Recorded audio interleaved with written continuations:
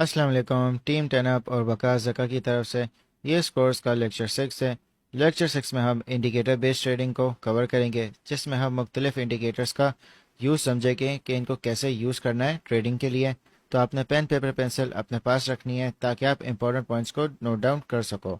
Indicators वो tools होते हैं जिससे आप जो एनालिसिस कर रहे हो प्राइस डायरेक्शन का, उसको मज़ीद ये रिफ़ाइन करेंगे। ये बने हुए होते हैं कैलकुलेशंस पे जो बाइंग और सेलिंग एक्टिविटी हो रही होती है। प्राइस वॉल्यूम के हिसाब से वो आपको डायरेक्शन बताती है कि पॉसिबल क्या नेक्स्ट मूव हो सकता है।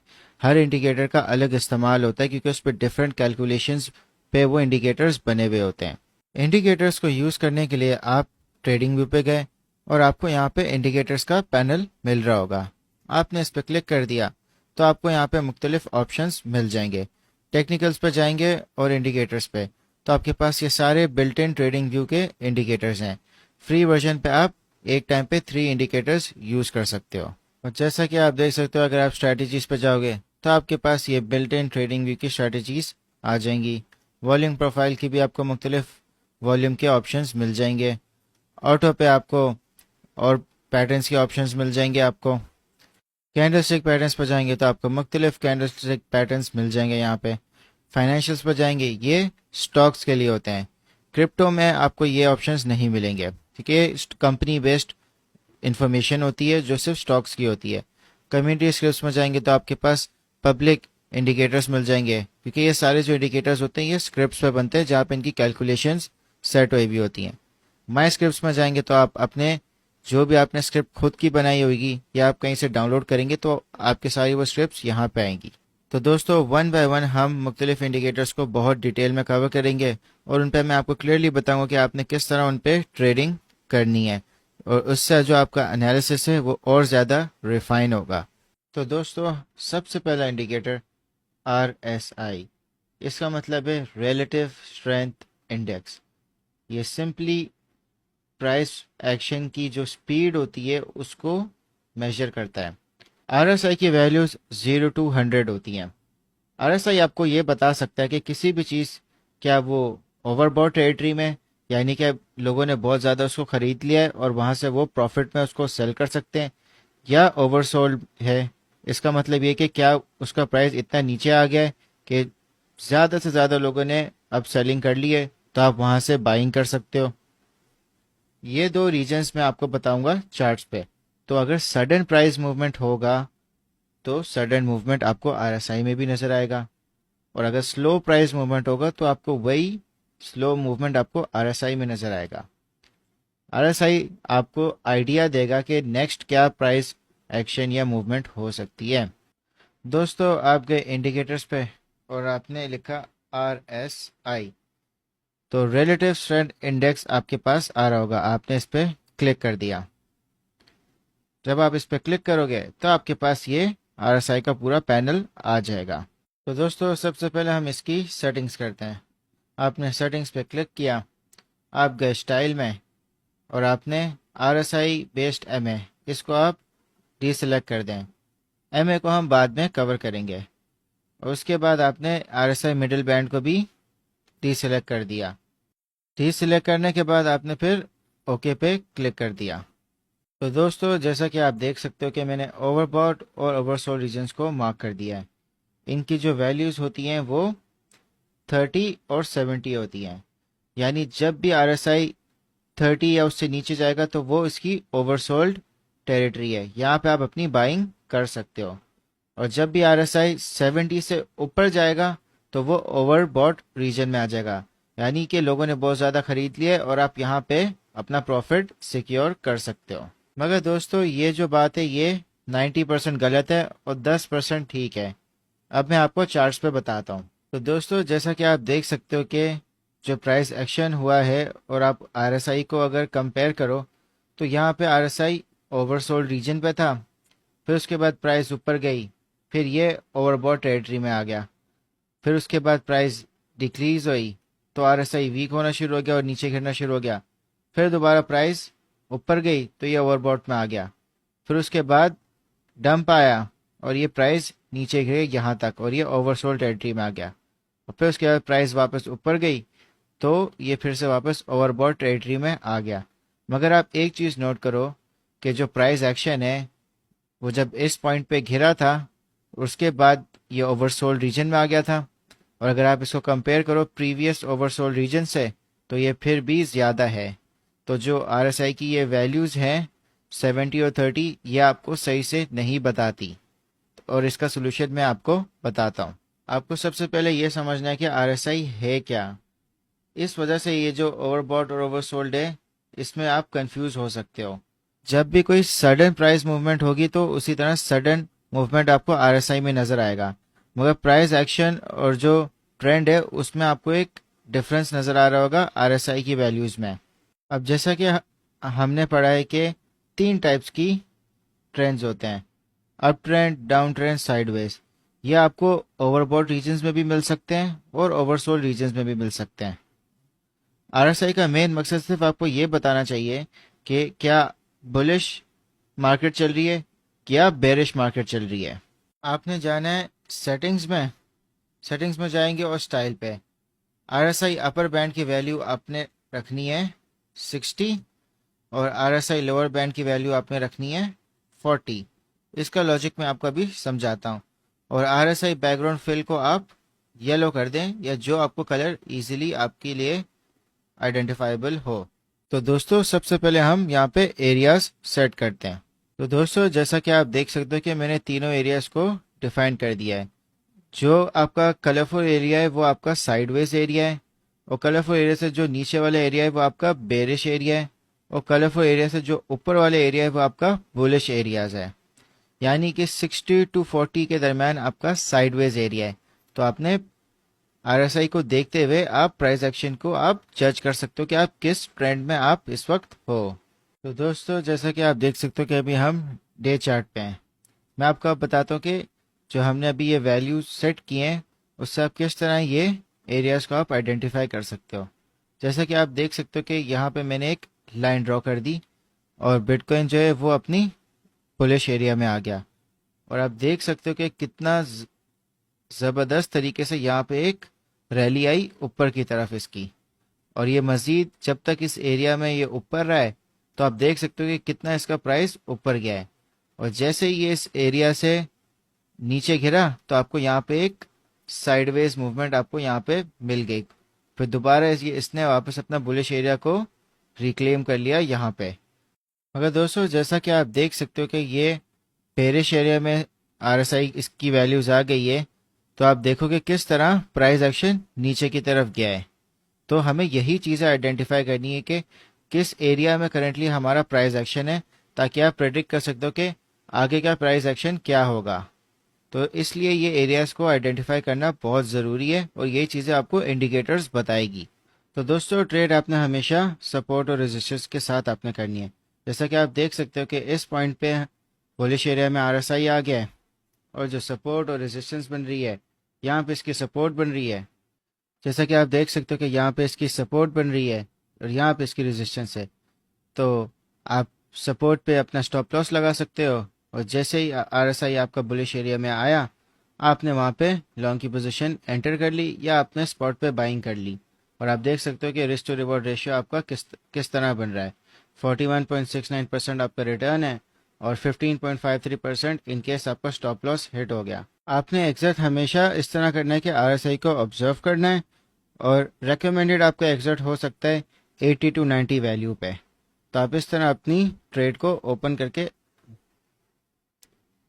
तो दोस्तों जो रेकमेंडेड आपने अपनी ट्रेड एग्जिट करनी है वो आरएसआई जब 80 टू 90 पे होगा, मगर आपने आरएसआई को ऑब्जर्व करते हुए अपनी ट्रेड एग्जिट करनी है। जहां पे आपको लगे कि आरएसआई में पुल बैक आ रहा है तो आप अपनी ट्रेड क्लोज कर देना। तो आपको दोस्तों इस तरह आपको एक बहुत अच्छी ट्रेडिंग स्ट्रेटजी आपकी आरएसआई के थ्रू बन सकती है। इसी तरह जहाँ पे बुलिश एरिया आपका ख़त्म अगर इन केस हो रहा है तो आप वहाँ से आप शॉर्ट की पोजीशन एंटर कर सकते हो और आप आरएसआई को ऑब्जर्व करते हुए अपनी ट्रेड एग्जिट कर सकते हो। अगर आपको मज़ीद रूम मिल जाता है कि ये आरएसआई की वैल्यू बेरिश एरिया में जाएगी तो आप वहाँ तक अपनी ट्रेड ओपन कर सकते हो। दोस्तों, आपने जो इसकी सेटिंग्स हैं वो आपने 60-40 पे रखनी है, क्योंकि 60-40 की वैल्यूज़ पे आपको ये तीनों एरियाज़ मिलेंगे। बाकी आप कोई और वैल्यू रखोगे तो आपको वो एरियाज़ काफ़ी डिफ़िकल्ट होंगे मिलना। और आपने क्या करना है कि जब आप इसकी सेटिंग्स में जाओगे तो आपने सेव एज डिफ़ॉल्ट पे रखना है, तो ये आपके हर चार्ट पे आपकी ये वैल्यूज़ ऑटोमेटिक सेट हो जाएंगी। तो दोस्तों, मैं अब आपको कुछ स्टेप्स बताता हूँ आरएसआई के। आपने हमेशा बड़ी टाइम फ्रेम्स में जाना है, जैसे डे चार्ट या वीकली चार्ट। वीकली चार्ट में आप देख सकते हो कि किस तरह आपको दो बुल रन अभी जो रिसेंट हुए वो आपको बता रहा है। जैसा कि आप देख सकते हो कि इस पॉइंट पे बिटकॉइन ने बुलिश टेरिटरी एंटर कर ली, 60 से ऊपर इसकी वैल्यू चलेगी। तो आप देख सकते हो कि कितना अच्छा इसका एक बुल रन बना था। फिर यहाँ पे इसका बुल रन ब्रेक हो गया जैसे ही ये 60 की वैल्यू से नीचे आ गया। आरएसआई के मुताबिक इसकी साइडवेज मूवमेंट हुई, फिर इसमें मगर एक बहुत अच्छा इंक्रीज आया आरएसआई की वैल्यू में, और आप देख सकते हो कि ये 60 की वैल्यू में वापस एंटर हो गया और यहाँ पे एक दोबारा बुल रन शुरू हो गया। तो आपने हमेशा बड़ी टाइम फ्रेम्स में जाके आरएसआई को नोट करना है और फिर आप छोटी टाइम फ्रेम्स में अपनी ट्रेड कर सकोगे, क्योंकि आपको ट्रेंड पता होगा कि बड़े टाइम फ्रेम्स में क्या हो रहा है और बिग पिक्चर में क्या ओवरऑल ट्रेंड है। तो आपके लिए बहुत आसानी हो जाएगी ट्रेडिंग करने में। दोस्तों, एक और इम्पॉर्टेंट बात है, जब भी आपका बेरिश एरिया से साइडवेज मूवमेंट पे वैल्यू आएगी यानी 40 की वैल्यू पे आ जाएगी, तो और उससे जितना भी ऊपर एरिया होगा वो बुलिश एरिया होगा। जैसा कि आप देख सकते हो कि यहाँ पे बेरिश एरिया से 40 के ऊपर वैल्यू गई, फिर उसके बाद बुलिश एरिया तक एंटर हो गई। तो आपका यहीं से आपका पूरा 60 से ऊपर तक की वैल्यू का आपका बुलिश एरिया होगा, जैसा कि मैं आपको एरो में दिखा सकता हूँ। तो अपनी ट्रेड 40 की वैल्यू पे आप ले सकते हो, मगर आप आरएसआई को अच्छे से ऑब्जर्व करके आप ट्रेड लो, क्योंकि 40 की वैल्यू पे आके रीटेस्ट भी होता है जब भी बेरिश एरिया से आरएसआई आता है। और इसी तरह जब भी आपका आरएसआई बुलिश एरिया 60 का लेवल ब्रेक करता है तो आप एक्सपेक्ट कर सकते हो कि वो बेरिश एरिया में भी जाएगा। तो आप 60 के लेवल से आप शॉर्ट कर सकते हो बेरिश एरिया तक। जिस तरह आप देख सकते हो कि यहाँ इस केस में हुआ है कि 60 की वैल्यू ब्रेक हुई और ये बेरिश एरिया तक आ गया, तो आप बहुत अच्छा प्रॉफिट कर सकते हो। आप 40 के एरिया तक भी एग्जिट कर सकते हो। तो दोस्तों, एक और इंडिकेटर है जो आपके आरएसआई स्ट्रेटजी को और मज़ीद रिफाइन कर लेगा, यानी कि जो आप एनालिसिस आरएसआई पे आप कर रहे होगे उसको और मज़ीद रिफाइन कर देगा। आपने इंडिकेटर्स पे जाना है और सर्च करना है स्टॉक आरएसआई। अब क्लिक कर लें तो ये आपका सेट हो जाएगा। स्टॉक आरएसआई में आपने कोई भी सेटिंग नहीं करनी। आपके पास बिल्कुल आरएसआई की तरह तीन जोन होंगे, आपका बुल जोन, या आपका साइडवेज जोन और ये आपका बेरिश जोन। स्टॉक आरएसआई का सिंपल से वे काम है कि ये आपको अर्ली इंडिकेशन दे देगा कि क्या ट्रेंड खत्म होने वाला है या नहीं। जैसा कि आप देख सकते हो कि यहाँ पे 60 से वैल्यू ऊपर थी और किस तरह आरएसआई में ये वैल्यू 60 को इसने ब्रेक कर दिया, मगर स्टॉक आरएसआई में ये वैल्यू पहले से ही ब्रेक हो गई। तो आपको ये मजीद और कंफर्मेशन दे देगा ट्रेंड पहचानने में। जैसा कि आप देख सकते हो कि ये बेरिश जोन में थे हम लोग यहाँ पे, और किस तरह आरएसआई अपवर्ड मूवमेंट में गया है, मगर स्टॉक आरएसआई आपको पहले से ही इसने बता दिया कि यहाँ पे एक बहुत अच्छा एक अपवर्ड मूव आने वाला है। आपने आरएसआई और स्टॉक आरएसआई दोनों एक साथ यूज करने हैं, तो जो आपका एनालिसिस होगा वो और काफ़ी बेहतर होगा। आप आरएसआई पे पहले एनालिसिस करें, फिर जो एनालिसिस है अपना उसको कंफर्म करें स्टॉक आरएसआई से, तो जो आपकी ट्रेड है वो काफ़ी अच्छी हो जाएगी। तो दोस्तों, ये सारी बातें थी आरएसआई के बारे में। नेक्स्ट वीडियो में हम मज़ीद इंडिकेटर्स को कवर करेंगे। अपना फीडबैक कमेंट सेक्शन में लाजमी बताएं कि आपको कितना कॉन्सेप्ट में क्लैरिटी मिली है, और अगर आप पहले से आरएसआई के बारे में जानते थे तो क्या इस वीडियो में मज़ीद आपके नॉलेज में बेहतरी आई है या नहीं। अस्सलाम वालेकुम, टीम 10 की तरफ से इस वीडियो में हम एक बहुत अहम मसले पे बात करेंगे जो तकरीबन हर बंदा फेस करता है।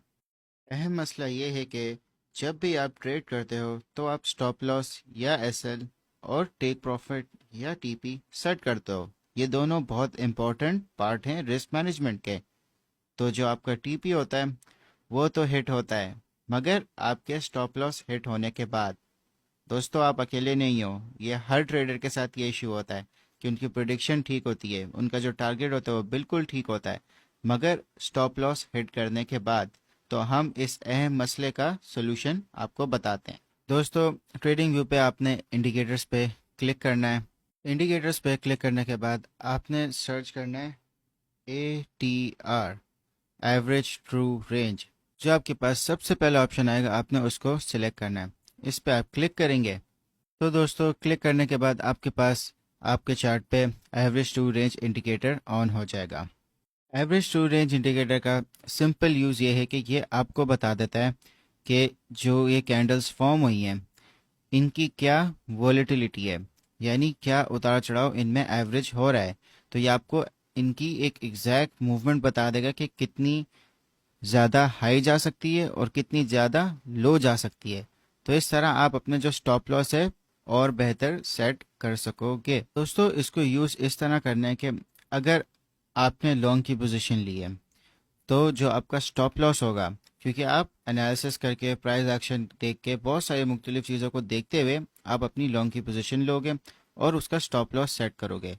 तो जो आप स्टॉप लॉस सेट कर रहे हो उसको आप माइनस करोगे ATR वैल्यू से, ये वाली वैल्यू जो आपको डिस्प्ले हो रही होगी। इसी तरह अगर आप शॉर्ट पोजीशन ले रहे हो तो जो स्टॉप लॉस आपने सेट किया होगा उसमें आप इस वैल्यू को प्लस कर दोगे।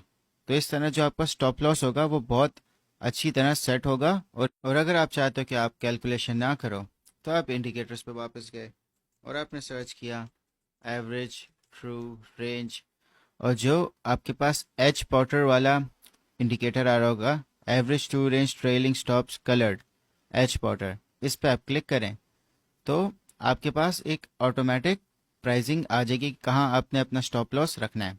आप इसकी सेटिंग्स को जाएं और जो इसकी विजिबिलिटी है उसको आप बढ़ा दें और थिक कर दें।